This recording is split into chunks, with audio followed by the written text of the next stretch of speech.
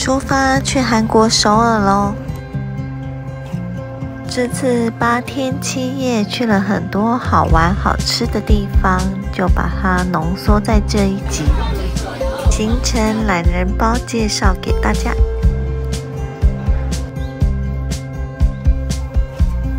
第一天中午的飞机到首尔市区就已经快傍晚了。我住在离机场很近的首尔皇家广场饭店，位于松亭站4号出口，只要1分钟。房间相当的大，有洗衣机。虽然是订双人房，但是房间内有一个单人床和一个双人床，空间非常的大，摊开2个行李箱不是问题。厕所采干湿分离，就是稍微麻烦了一点。整体来说，我蛮喜欢这个饭店的，因为它交通方便，房间也很大。饭店员工介绍我他平常会吃的美食。这趟旅程我最喜欢的就是这一餐了。滚烫的排骨汤上桌，清甜的排骨汤加上入口即化的肉质，真的是让我吃一次就爱上了。回国后让我一直念念不忘这美味的排骨汤。饱餐后，饭店前面就有大创可以逛。第二天一早，先到对面的麦当劳吃早餐。原本以为韩国的饼皮是厚松饼皮，没想到是跟台湾一样的。接着来到 Rose Stella Garden， 冬季圣诞节时期非常推荐这个地方，庭园里布满了许多圣诞树。晚上点灯时，这里会更漂亮。店家非常用心布置，每一处都跟圣诞节有关。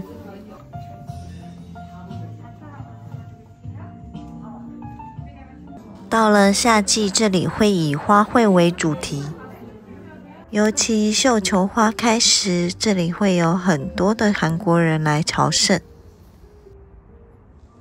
然而，圣诞节也是这家店的旺季。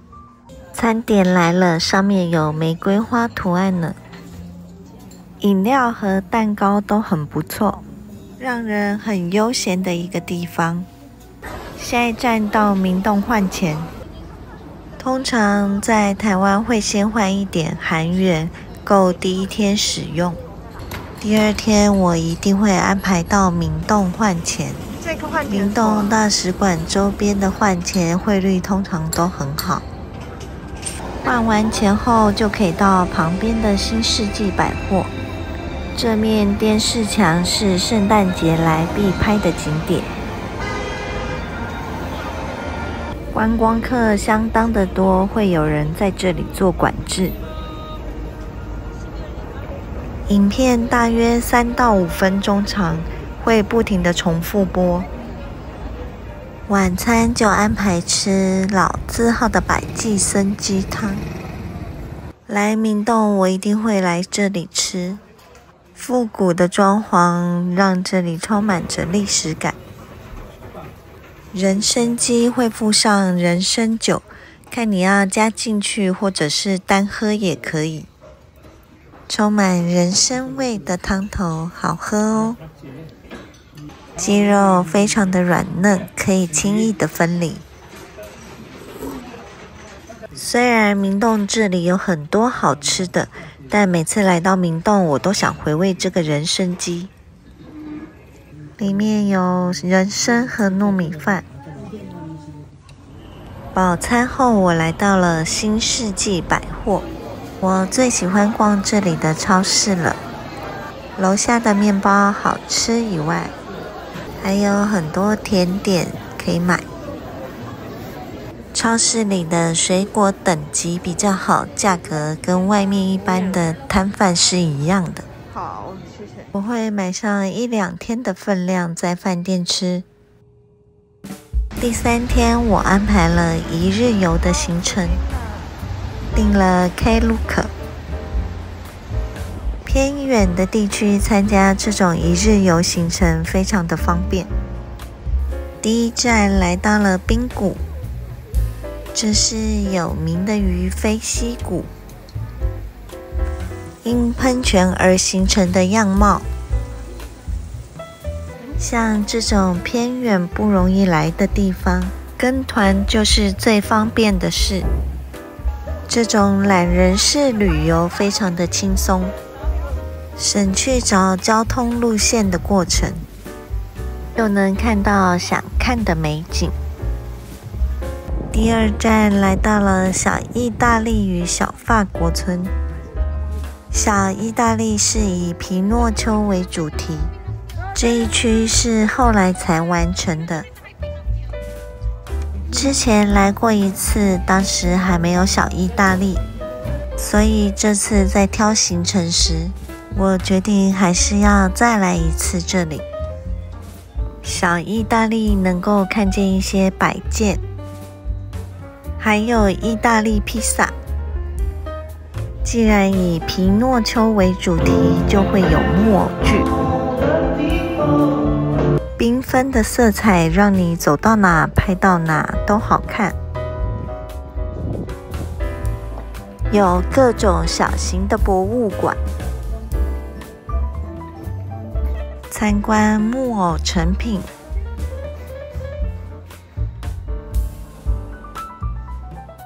还有皮诺丘诞生的故事。另外也有展示欧式家具。最后还有一处是缩小版威尼斯。往下走，来到了小法国村。小法国村是以星星王子为主题，因为来自星星的你拍摄地而声名大噪。身为金秀贤粉丝的我，一定要来朝圣一下。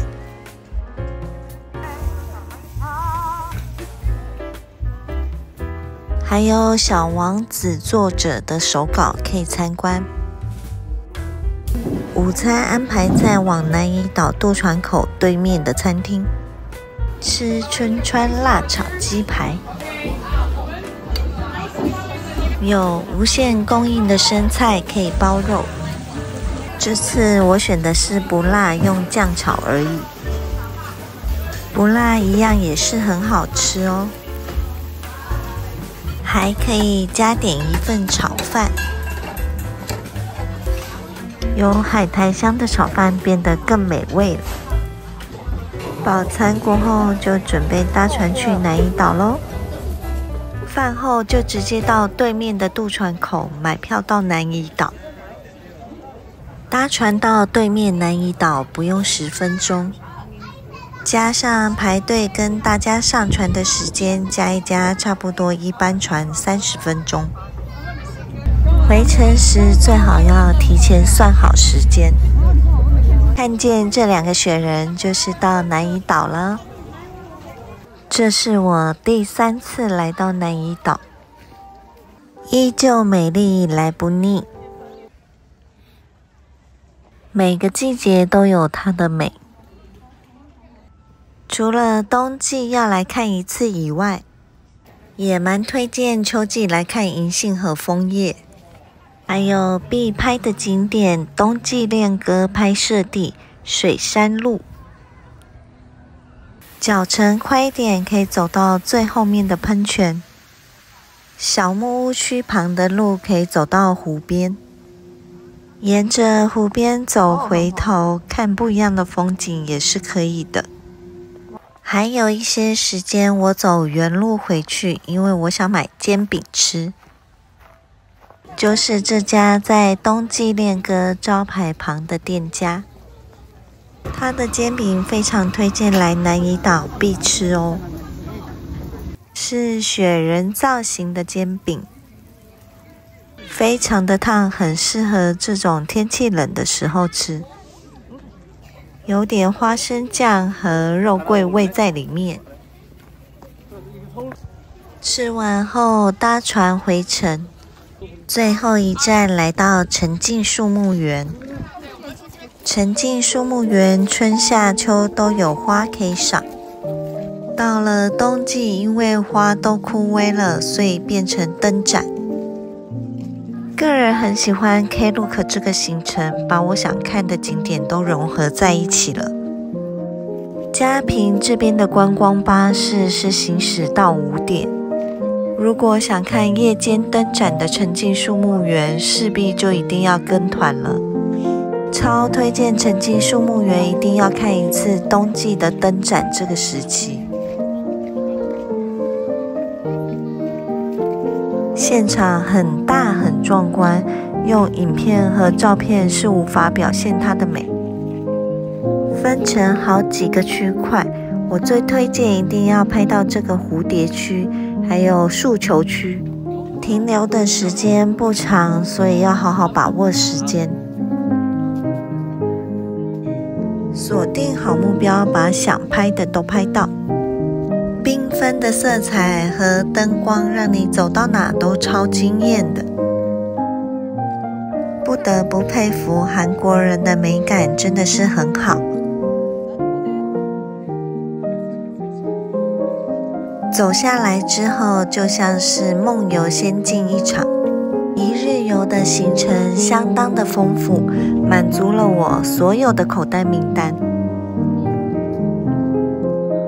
这些梦幻的场景在我的记忆中留下很美好的回忆。回国后立刻也推荐朋友去参加这个行程。吃晚餐前，我先到早安超市逛逛，看有什么东西可以买的。住在东大门历史文化公园这边真的超方便的，吃的、逛街还有超市可以买。晚餐我随意挑了一间专门吃寿司的店，另外还点了烤肉拌饭，2样都不错，还好没有踩到雷。烤肉跟生菜配在一起，想不到还不错呢。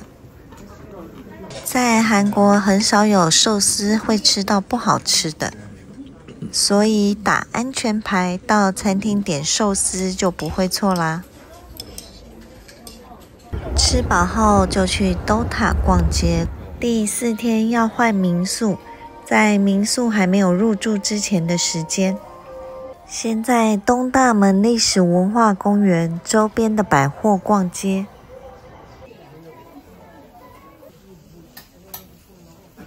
来韩国必逛大创哦，因为这里有很多不一样的商品。韩国的柯达卖的商品也相当流行，也推荐大家可以逛逛哦。过中午差不多可以换去民宿了。这是间在景福宫的韩屋民宿，交通方式可以点击影片上方的资讯连结。在 Agoda 找到这间，价格不会太贵，而且房间也很干净，简约的风格我很喜欢。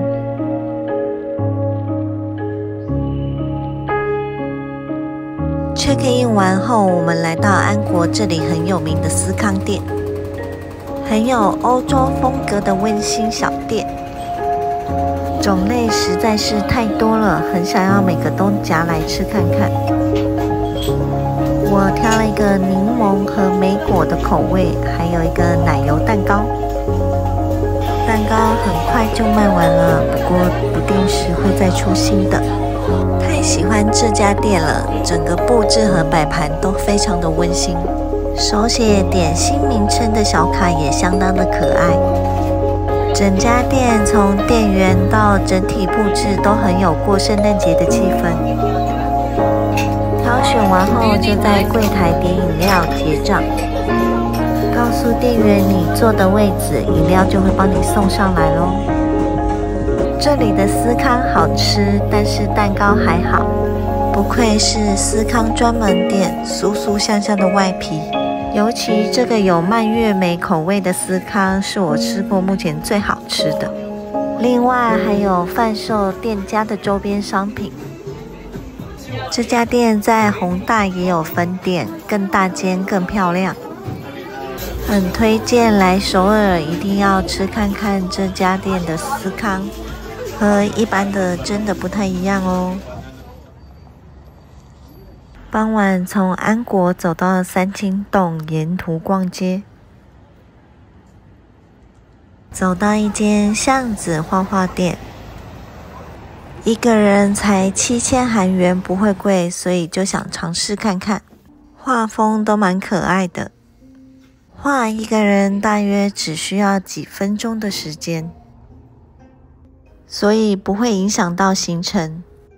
带一个这样子的纪念品回去还蛮有趣的，蛮多观光景点都有这种店，你也可以尝试画看看哦。晚餐吃三清洞面疙瘩，平时大排长龙，今天因为天气比较冷，所以就比较少人。我来三清洞必吃这家面疙瘩，汤头会有海鲜贝类的鲜甜，加上黄瓜的香气，2个人吃是一大瓮，光吃完这一瓮就饱了。面疙瘩的厚薄度刚刚好，整个吸入汤汁的味道。吃饱后散步在景福宫的后墙回民宿，就像当地人的生活一样，这是一个很棒的体验。虽然韩屋的木板床是比较硬一些，但能够体验到住韩屋的生活，已经心满意足了。准备梳洗休息，有地炕的民宿温暖又舒服。回国后一直念念不忘那踩在脚下的地炕。晚安，明天继续着丰富又有趣的行程。首尔的第5天，由于民宿没有提供早餐，所以每天我们要自己解决。我来到了安国的 Dotori Garden， 这是日本观光客很喜欢的地方，他们称这里为巷子花园。你会看见时不时出现的小瓢虫和蓝色龙猫。这里的面包很好吃，蛮推荐来到这里是以吃面包和优格为主。至于主打的巷子，吃起来干干的，个人不是这么推荐。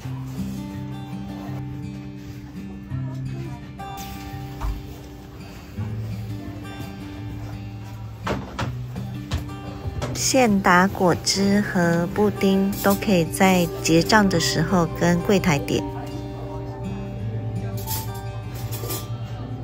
我一共只夹了3个，吃的不多，因为等会就要去吃酱蟹了。我怕吃奶类会跟酱蟹冲突，所以蛮可惜的，这次没有吃到优格。安国这家店座位蛮多的，不用担心排队的问题，还有2楼可以坐呢。大家懒得搬上去，所以2楼区几乎没有什么人。每个角落每一区都布置得相当可爱，一定会出现蓝色豆豆螺和瓢虫。厕所旁还有隐秘的一小区，饮用水在这里自取。离开前与可爱的圣诞豆豆螺拍照，接着前往米其林餐厅大瓦房。11点半来到这里不用排队，但一到12点就爆满咯。还好先进来了，之后的人都在排队。点了一份酱蟹和蒲烧鳗鱼，摆盘就像宫廷料理一样丰富。酱蟹没吃过，可以来尝试吃一次看看。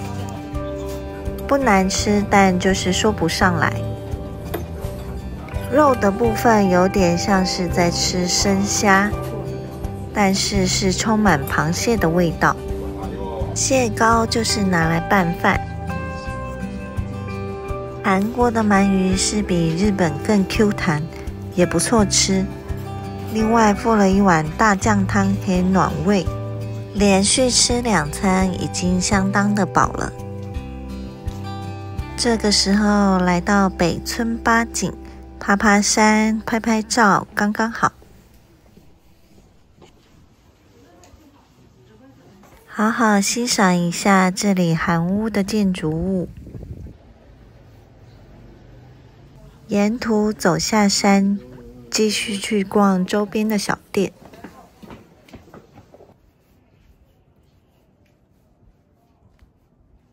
小店通常会有很多创意商品。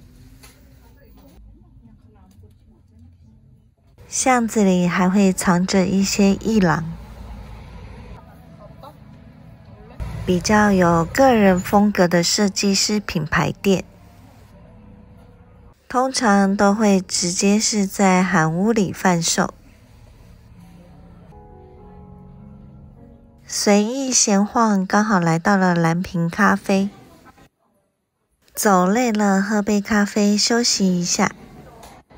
安国的蓝瓶一共有3层楼，个人比较喜欢2楼的位置，刚好可以边喝咖啡边欣赏韩屋。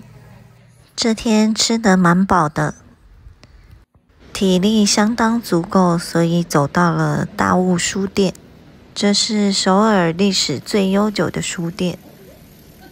回民宿休息一下，手机充个电。晚餐来吃米其林餐厅黄生家，这里的饺子跟拳头一样大。汤饺的汤是用大骨熬成，呈现乳白色。饺子皮薄 Q 弹，内馅是豆腐和绞肉，所以吃不腻。即使这么大颗，我也是都把它吃光光了。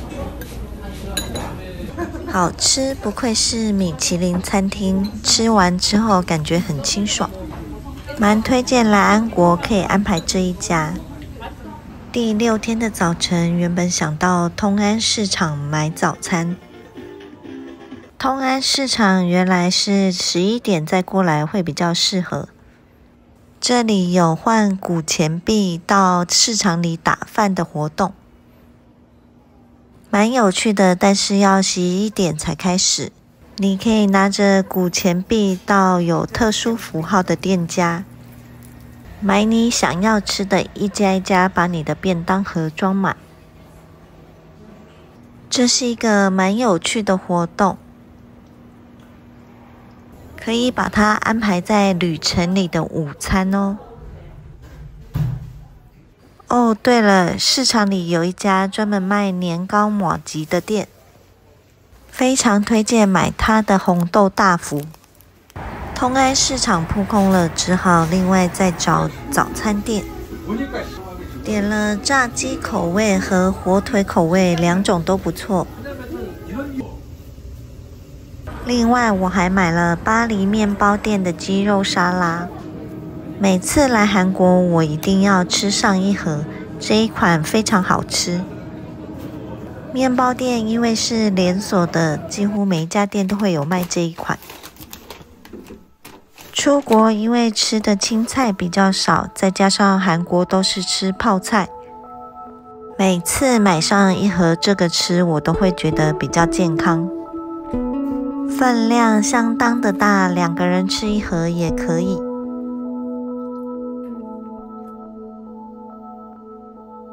吃完早餐后，出发去昌庆宫。昌庆宫当初是为了退位的太宗而建造的，有别于景福宫，这里没有那么多的观光客，比较清幽安静，反而能够好好欣赏这个宫殿。范围虽然不大，但是小而美。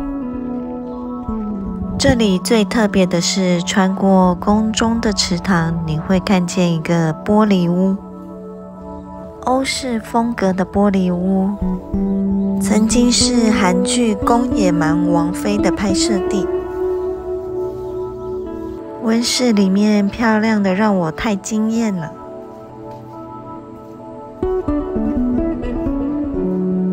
应该要让更多的人知道昌庆宫里面有这么漂亮的花园。外面冰天雪地、枯萎的植物和这里相较之下，根本就是个室内桃花源。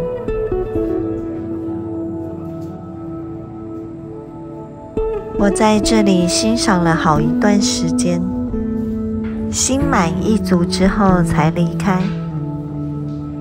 如果你已经去过景福宫了，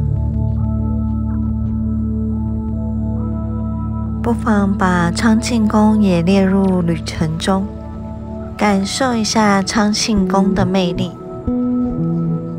离开了昌庆宫之后，我走路到了中路三街，这里是时下年轻人喜欢聚餐的地方。挑了一家 Blackpink Jennie 也喜欢的蛋糕店。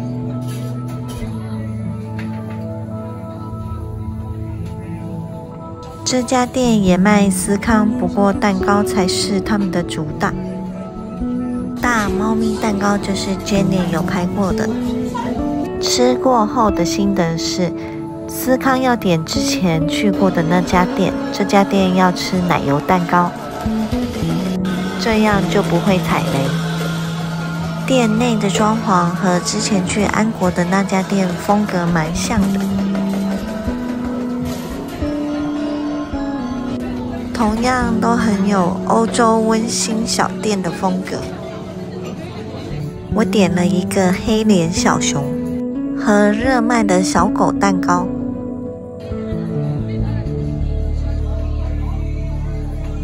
小狗蛋糕的奶油绵密好吃，难怪是人气商品。这款热麦咖啡也很推荐，上面的焦糖和肉桂粉整个搭配起来就是好喝。黑熊司康有点干，就不推荐了。足够的休息，准备前往圣水去逛街。首先来到迪奥拍周边的圣诞造景。圣诞节真是人山人海的节日。圣水这里有很多潮牌店，让你一个晚上也逛不完。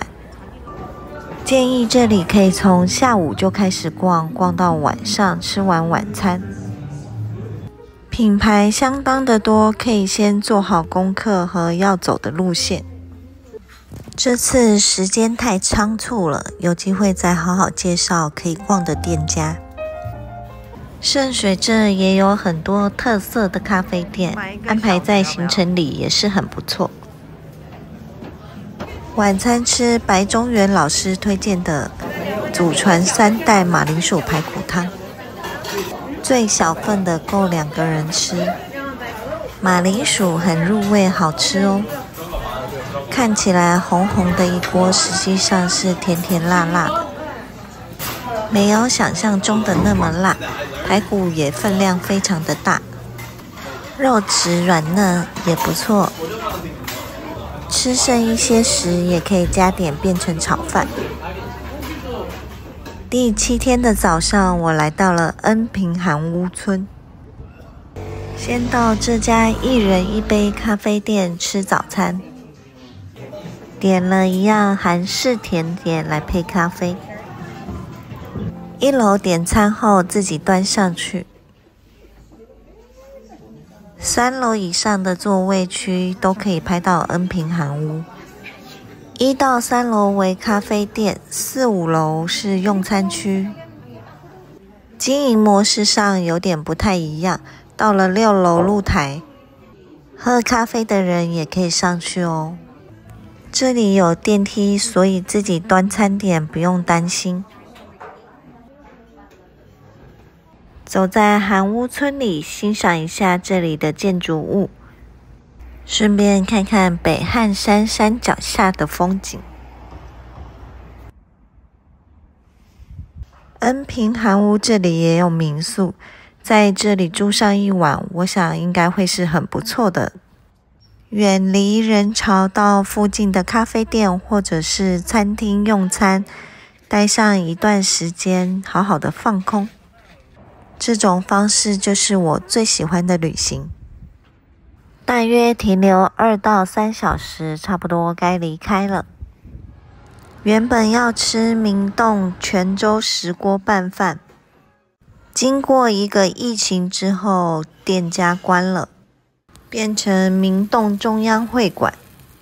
石锅拌饭是以菜类为主，蛮香的，口味蛮清爽，但价格比之前的稍微高一些。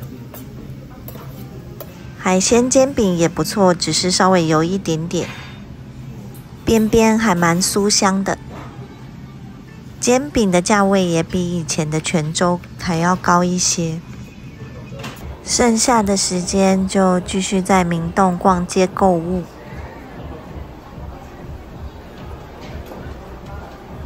明洞这里有最流行的母星萨和各家百货公司，真的是首尔逛街购物必来的地方。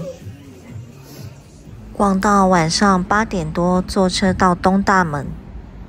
桥村炸鸡就是今天的晚餐，24小时营业，多晚都可以吃。